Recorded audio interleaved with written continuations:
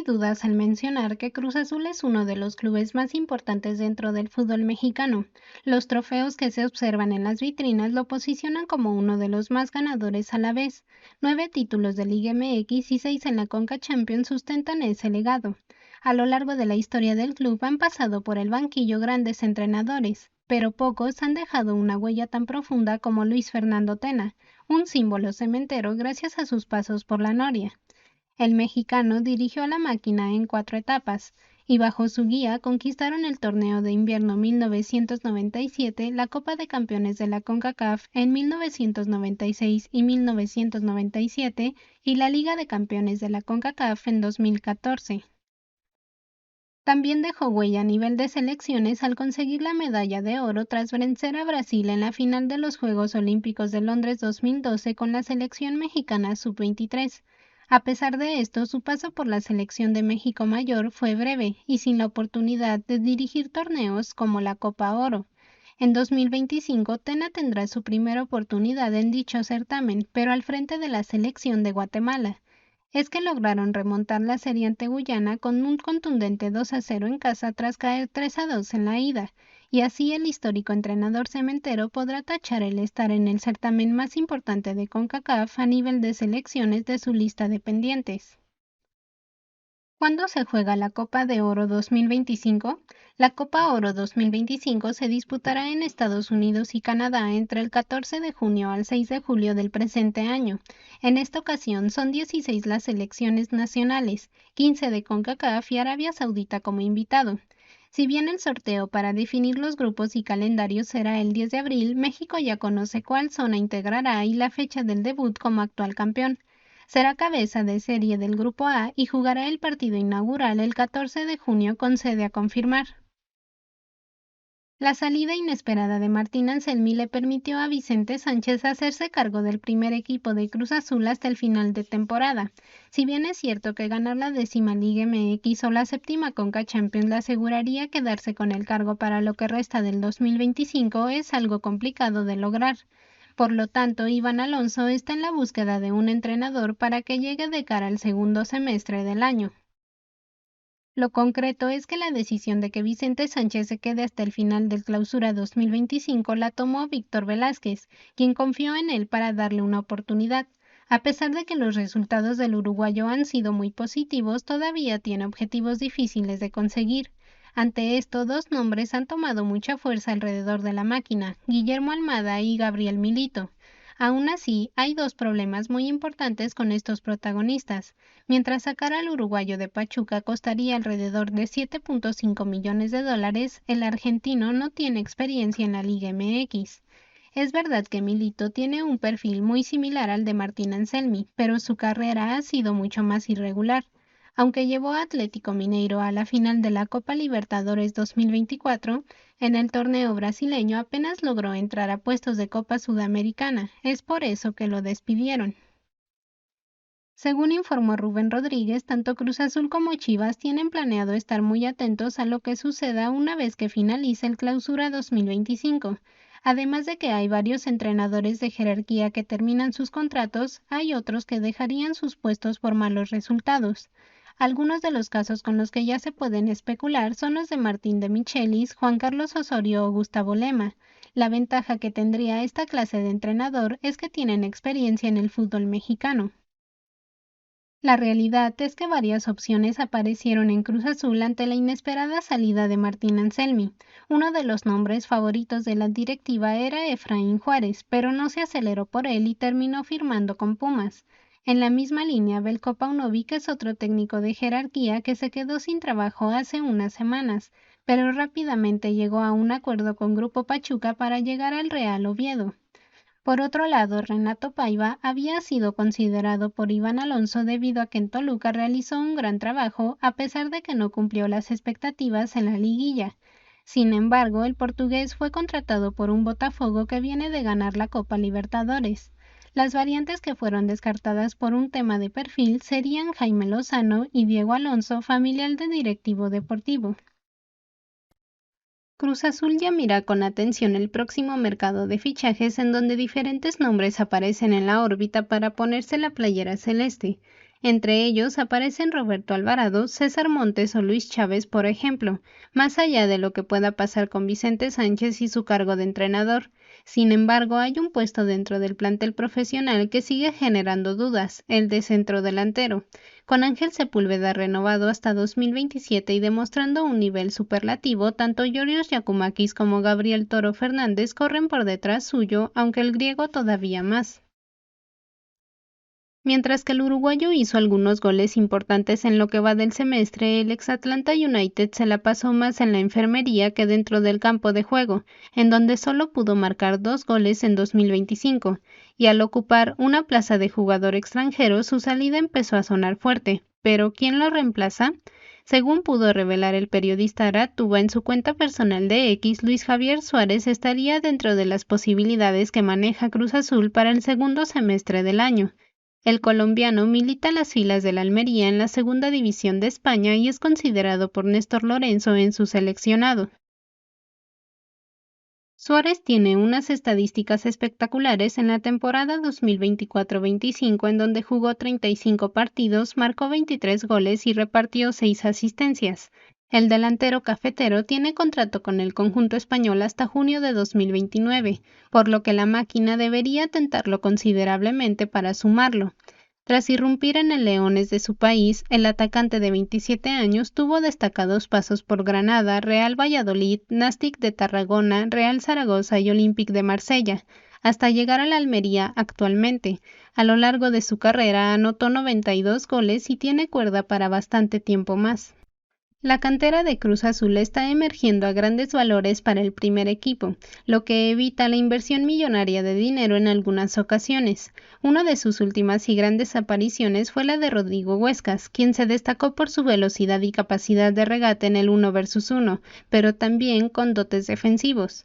Si bien en sus comienzos era un extremo nato, con el correr del tiempo fue bajando algunos metros dentro del campo de juego para llegar a lo que es hoy, un firme lateral por la derecha. Fanático del cementero desde niño, supo elegir a su mayor ídolo años antes de emprender su recorrido por Europa.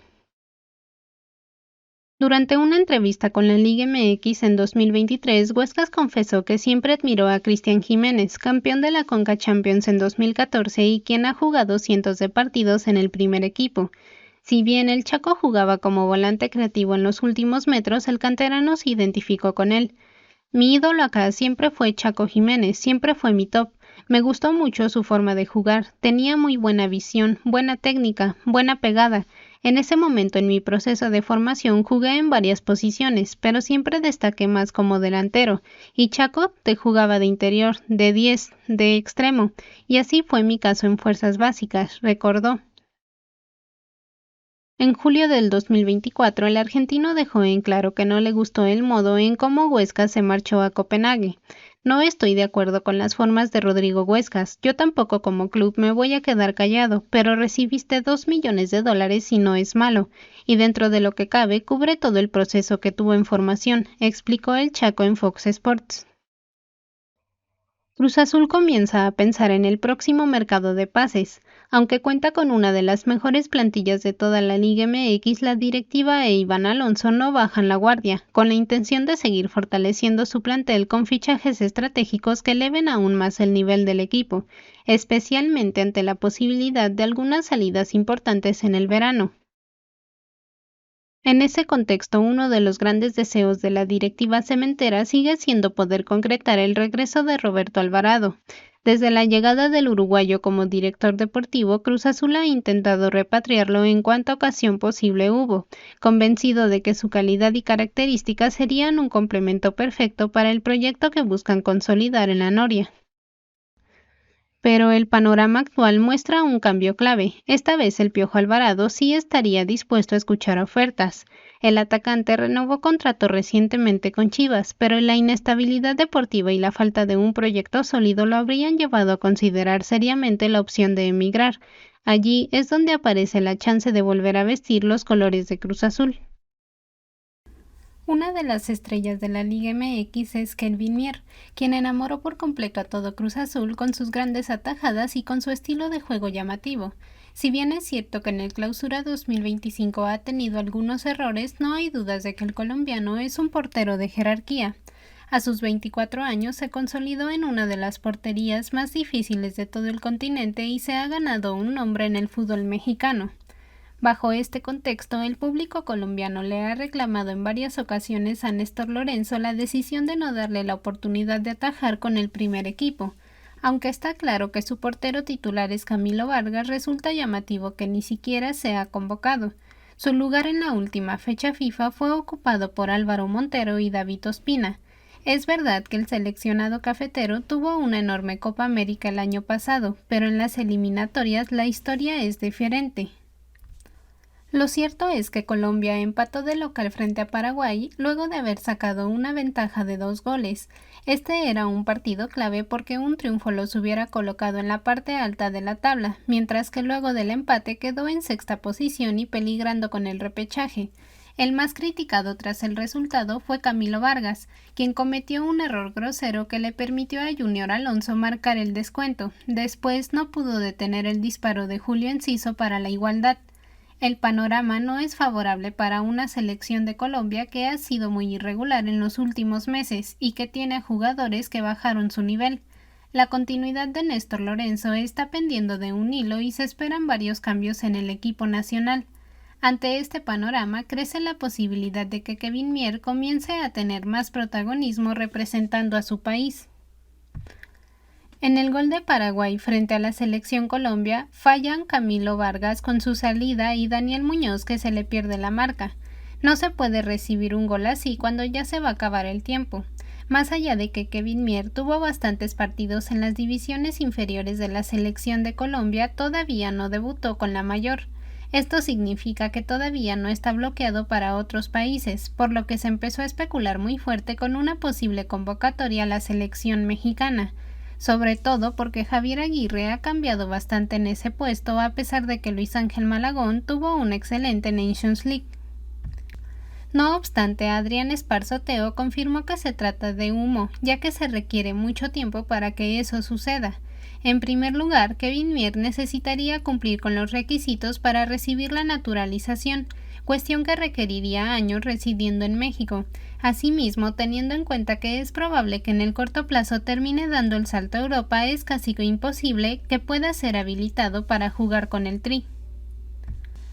Mitad de semana y cada vez falta menos para volver a ver a Cruz Azul sobre los terrenos de juego. Los cementeros volvieron a los trabajos en las instalaciones de la Noria y además se sumaron Eric Lira y Carlos Rodríguez, recientes campeones con México en la Liga de Naciones CONCACAF. Lira fue uno de los jugadores más destacados para la tropa de Javier Aguirre y su contribución al Tri no pasó desapercibida. Según informó ESPN, en el plantel de Cruz Azul lo bautizaron con un nuevo apodo, Jefe, lo que habla de que su liderazgo se extiende en todos los sectores del juego. Sobre su renovación también hay noticias. Cruz Azul sabe la importancia financiera que reportaría una venta como la de Lira, razón por la que en su próximo contrato contará con varias cláusulas en donde su salida no costará barato a los interesados. En medio del lío legal que sostiene con Cruz Azul, a Martín Anselmi le siguen llegando críticos desde Europa.